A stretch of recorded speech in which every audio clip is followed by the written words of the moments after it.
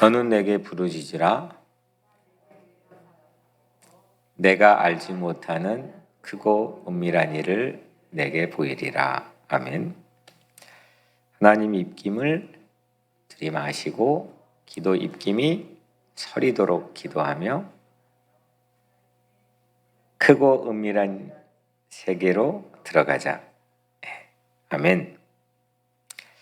오늘은 기입세 20번째 마태복음 13장 44절부터 46절. 본래는 이 본문 같은데 제목이 다른 제목이었는데 보화 기도였는데 오늘 제목 바꿔서 어제 교인들에게 카톡을 통해 전체 나눠드렸습니다. 임자 기도. 임자가 뭘까요? 임자. 예수님께서 말씀하신 두 가지 비유를 우리 같이 읽었습니다. 이 두 가지 비유가 언뜻 보기에는 저도 처음 볼 때는 기도와 어떤 관련이 있길래 우리 뉴욕 우리 공동체 주실까? 오리무중이어서 한참 기도하는데 그래서 하나님께서 이 본문을 주셨구나 이유를 깨닫게 되었습니다. 깨닫게 된 이유와 은혜를 여러분들과 함께 나누려고 합니다. 역시 설교를 준비할 때마다 깨닫는 것은 여튼 보물을 캐야지 제가 돌덩이를 캐가지고 보물처럼 가장이 여러분들에게 던져주는 일은 없어야 되지 않겠습니까? 또 뭐 이웃집 보물 훔쳐다가 또 여러분들에게 줘서 당연히 안 될 거고 이 보물은 항상 늘 설교 준비할 때마다 내 계획 안에 있지 않았습니다. 늘 내 계획을 넘어 있다는 것을 알게 되는 것 같습니다. 그래서 오늘 이 본문 안에서 하나님께서 우리에게 인도하시고자 하는 기도에 대한 교훈과 은혜를 함께 나누기를 바랍니다. 두 가지 비유가 각각 보화와 진주를 발견합니다.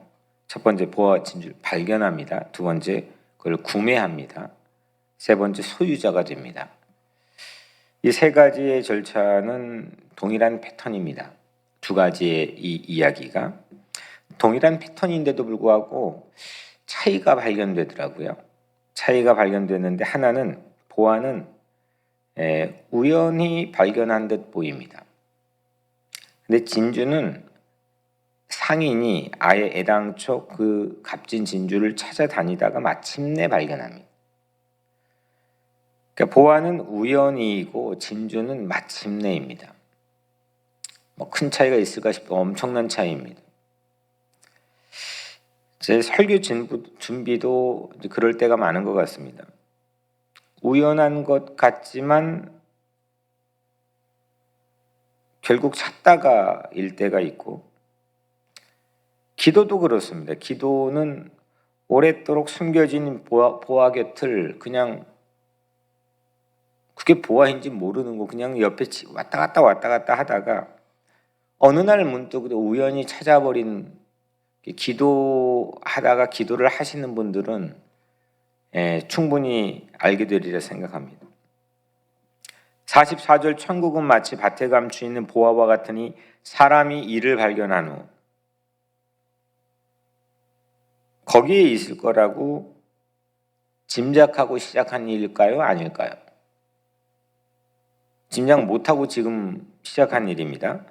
근데 기도하다가 보화를 만나는 것이 한두 가지가 우리도 아닙니다. 기도하다가 내 기도에 난 저기 부산까지 갈 거야 해가지고 기도로 부산까지 쭉 가다가 부산까지만 딱 간 게 우리에게 발견되는 게 아니라 가다가 부산보다 더 커버린 엄청난 것들 토성, 목성, 은하 이런 것들을 우리는 수없이 기도를 하면서 우리는 알게 됩니다. 내가 인지를 하고 있거는 못하고 기도하다가 내 모습이 이렇게 변화됐구나. 기도하다가 내 삶의 문제가 이렇게 해결됐구나. 기도하다가 이런 것들이 생겼구나. 애당초 우리 계획 갖고 있는 게 아닌데 마침내가 아니라 어쩌다 우연히 우리는 이 기도에 우리에게 주는 유익입니다. 기도는 그래서 분명 내 짐작을 뛰어넘습니다. 내 예상을 완전 벗어날 때가 수도 없이 많습니다. 그거를 우리는 전문적 용어로 우리 세계 용어로 섭리라고 부르죠. 프로비던스, 섭리라고 부릅니다. 세상에서는 뭐 우리도 그렇게 표현한다고 뭐 죄는 아니지만 어쩌다 또 우연히 상황이 그런데 어떻게 합니까? 근데 그거를 우리는 조금 꼭 그 용어를 우리가 갖다 쓸 필요는 없겠지만 여튼 전문적 신학적 용어로는 섭리라고 부릅니다. 한편 기도는 반대로 최고의 진주를 어디 가서 찾을 수 있을까? 장비 딱 갖추고 애당초 찾아다니다가 마침내 찾는 순간을 만나게 됩니다. 45절 천국은 마치 좋은 진주를 구하는 장사와 같으니 저 이태리 가면 최고의 값진 진주가 있대. 아니야 저기 스페인 가면 있대. 여튼 소문만 들리면 달려갑니다. 이 진주를 구하는 그걸 찾는 상인 그것만 전문적으로 하는 직장인입니다. 끈질기게 구하고 끈질기게 찾고 끈질기게 두드리는 기도자에게 주어진 선물입니다. 이거를 우리는 응답이라고 부릅니다. 그러나 사실 이 둘은 어쩌다 이건 아니면 마침내 이건 섭리 이건 응답 이건 이 둘은 믿는 자의 삶 안에서는 사실 하나입니다. 기도하다가 전혀 생각하지 않은 것도 하나님께서 주시잖아요. 한편 생각지도 않는 때에 정말 생각지도 않는 때 애당초 찾아야 될 것 계속 찾아다녔던 것 기막히게 하나님께서 응답해 주시잖아요. 거꾸로 찾고 싶은 것을 끈질기게 구했는데도 엉뚱하게도 전혀 다른 더 좋은 보화를 정말 어쩌다가 전혀 다른 보화를 나는 이걸 구했는데 그건 비교도 안 되는 놀라운 것을 우리에게 주실 때가 얼마나 많습니까? 그래서 좋으신 하나님이십니다. 아멘? 좋으신 하나님. 정말 좋으신 하나님이십니다. 기도가 축복인 줄로 믿습니다. 우연히 이건 마침내 이건 기도는 우리에게 보화를 반드시 발견할 수 있도록 이끌어 주시기 때문에 그래서 기도는 축복인 줄로 믿습니다. 이 기도를 게을리하지 않고 게을리하면서 사는 게 거꾸로 미라클 기적인 것처럼 느껴집니다. 이거 보안데 이거 완전 뭐 주식 투자나 뭐 요즘 뭐 무슨 코인 투자하는 것도 이건 비교도 안 되는 이건 보안데 이건 보아 줍는 작업인 건데 그게 어쩌다건 마침내건 여튼 기도하면 반드시 보화를 얻겠다고 약속해 주셨는데 이거 하지 않는 게 우리에게는 기적이 아닐까 싶습니다. 여러분들 오늘 하루의 삶에서 기도해서 보화를 발견하고 기도해서 진주도 발견하는 그런 하루가 되기를 주의 이름으로 간절히 축복합니다. 아멘 한 사람만 발견할 줄로 믿습니다. 아멘 여기 현장에서는 크게 하는데 온라인 소리가 들리지 않으니까. 이후 발견 후에 두 번째 각각 사람의 반응입니다. 어떤 반응을 했냐? 44절에 발견한 후 숨겨두고 기뻐하며 돌아가서 자기의 소유를 다 팔아 그 밭을 사느니라. 46절 발견함에 가서 자기 소유를 다 팔아 그 진주를 사느니라. 발견하는 방법은 우연히와 마침내 큰 차이가 있지만 반응이 동일합니다. 발견한 직후의 반응이 똑같은데 자기 소유를 다 팔아 보화가 숨겨진 밭을 통째로 사느니라. 자기 소유를 다 팔아 그 진주를 사느니라. 이게 천국 비유인데 하늘 나라 비유잖아요. 그게 땅에 묻혔다 보화처럼. 그래서 제가 땅에 묻힌 하늘이라는 온 해에 아마 설교를 했던 것 같은데, 여튼 전 재산을 탈탈 털어가지고 그 발견한 보화와 진주를 구매하는 게 이 두 사람 공통된 반응입니다. 그 대단한 구매 욕구입니다. 그러니까 분산 투자를 하는 것도 아니고 전부를 갖다가 그냥 몽땅 거기다가 올인해 버립니다. 그러니까 이게 지금 필이 꽂힌 거고 사로잡힌 거고 구매 욕구가 진짜 대단한 겁니다. 전부를 건 겁니다. 이런 무모하리만치 과감한 행동 그 하나 때문에 이 두 사람은 오늘 제목처럼 임자가 됩니다. 임자라고 하는 사전 뜻은 물건의 주인 아니면 소유주, 소유자 뭐 이런 뜻이죠. 여러분들 기도는 임자가 되게 하는 줄로 믿습니다. 발견했어요. 근데 그 발견하기까지, 발견한 순간까지 그 발견한 사람이 임자입니까? 아닙니까? 네? 아니죠. 오늘 설교에 은혜를 받았어요. 아마 새로운 진리를 깨달았어요. 그 순간까지 여러분들이 소유자입니까? 아닙니까? 아직은 아니에요. 그럼 내 안에 사는, 내가 그냥 이렇게 씹어먹고 소화해가지고 그냥 나의 피와 살과 영양이 딱 되게끔 할 때 그건 나의 소유, 임자가 되는 겁니다. 이건 내 거가 되는 겁니다. 투자금을 모아가지고 구매할 때 다 그냥 탈탈 털어가지고 저건 진짜 사야 된다라고 생각해서 그걸 구매할 때 한순간 그때부터는 내게 됩니다. 이걸 임자라고 부릅니다. 오늘 여러분들 모두가 임자가 되길 바랍니다. 설교 듣고 말씀 읽고 은혜 받을 때 보화를 발견해요. 전부 다 그거를 은혜 받는다라고 얘기합니다. 나에게 주시는 말씀, 레마의 말씀이 전부 다 각기 다양하겠지만 그걸 먹이려고 저는 하여튼 노심초사 이렇게 준비를 합니다. 밥을 해가지고 보화처럼 그거를 먹이는 겁니다. 물론 안 먹는 사람도 없지 않아 있겠지만 우리 교회 성도들은 상당히 그래도 사모하는 마음으로 입을 쫙 벌리고 잘 드시는 것 같아서 제가 참 그 맛으로 전 사는 겁니다. 물론 그 순간에 빼앗길 수 없는 보화를 얻기도 하지만 기도할 때까지는 그게 내가 임자가 안 된다는 겁니다. 기도할 때 그 은혜의 임자가 되는 줄 믿습니다.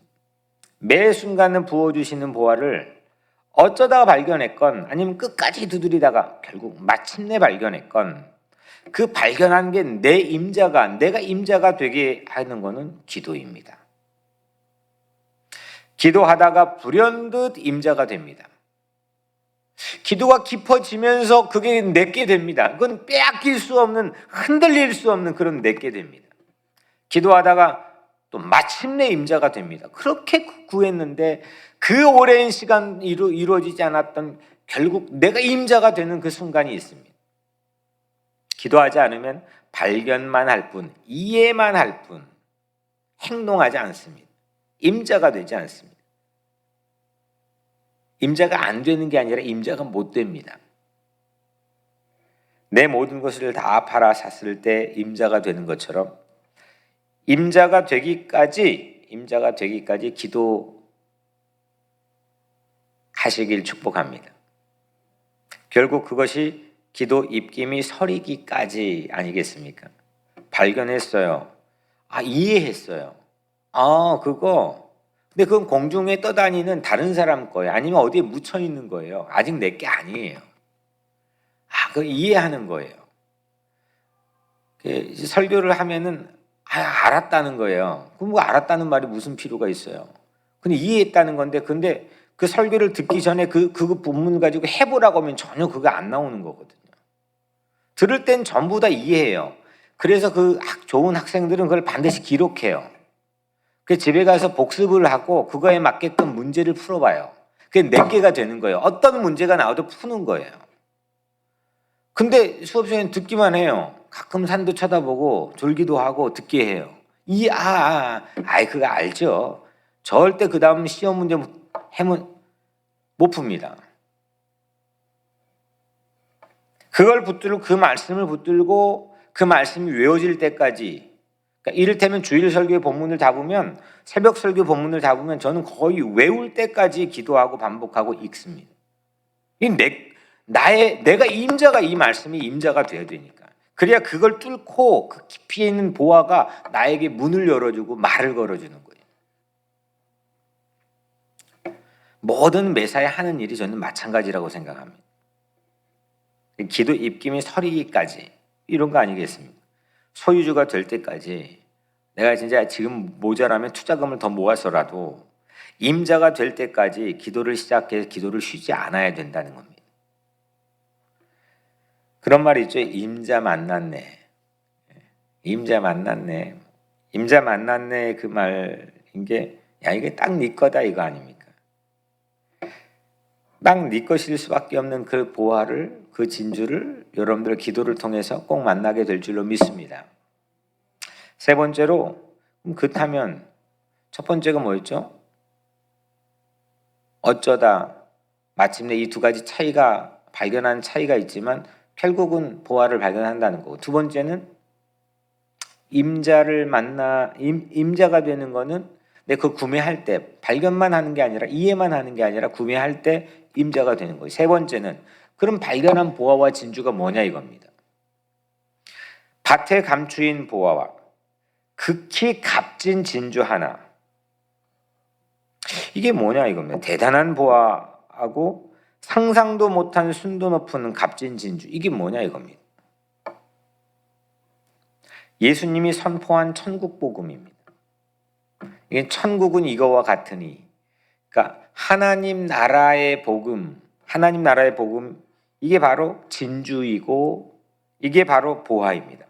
그것 없이는 그저 과거의 내 소유로만 근근히 살게 됩니다. 왜냐하면 아직 난 소유가 있어요. 내 재산이 있고, 그리고 보화와 진주가 있습니다. 그걸 구매하기 전이에요. 발견했든 안 했든. 그걸 발견해서 내 걸로 사기 전까지는, 그 전까지는 그냥 내 소유로 사는 겁니다. 옛날 내 재산으로 사는 겁니다. 나의 기질로 사는 거고, 내 성격으로 사는 거고, 나의 능력으로 사는 겁니다. 내 시당초 내가 태어날 때부터 갖고 있는 걸로 사는 겁니다. 그걸로 살아갈 수 있습니다. 근데 예수 믿는 사람들은 그걸 넘어서자는 거 아니겠습니까? 그게 얼마가 들어갔건 간에 내가 그걸 사자는 거 아닙니까? 그건 내 거 임자가 되자는 거 아닙니까? 내 그리스도의 복음의 소유자로 주님께서 우리에게 축복해 주시지 않았습니까? 그것 없이는 그저 과거의 내 소유로만 근근하게 살아가게 됩니다. 복음은 그런데 모든 걸 완전히 다 바꿔놓습니다. 내 신분을 바꿔놓습니다. 내 처지를 바꿔놓고 내 생각과 내 가치관, 내 상황, 환경 모든 걸 다 바꿔버립니다. 나는 투자해서 이걸 샀는데 미치는 거 아닐까? 약간 망설일 수 있지만 전혀 그렇지 않습니다. 이거는 완전히 인생을 통째로 이 진주 가격으로 바꿔놓습니다. 이 보화의 가치로 우리를 바꿔놓습니다. 이렇듯이 복음은 그리스도의 복음 우리 삶을 바꿉니다. 근데 보화는 지금 본문 안에 단 하나뿐입니다. 진주도 거기 써 있습니다. 값진 진주 하나뿐입니다. 단 하나입니다. 이렇듯이 복음은 그리스도의 복음 하나뿐임을 여러분들 믿으시길 바랍니다. 어디에 다른 진짜 다른 복음이 있지 않습니다. 하나입니다. 굳이 거기다가 순 복음 붙일 필요도 없습니다.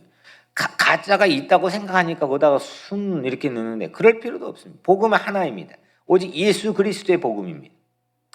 우리 교회 강단에서는 여러분들의 각자 삶에서는 늘 예수 그리스도의 복음이 들려져야 되고 선포가 돼야 되고 나누어져야 됩니다. 예수 아닌 복음이 우리 삶에 있어서는 되지 않습니다. 그건 가짜입니다. 페이크입니다.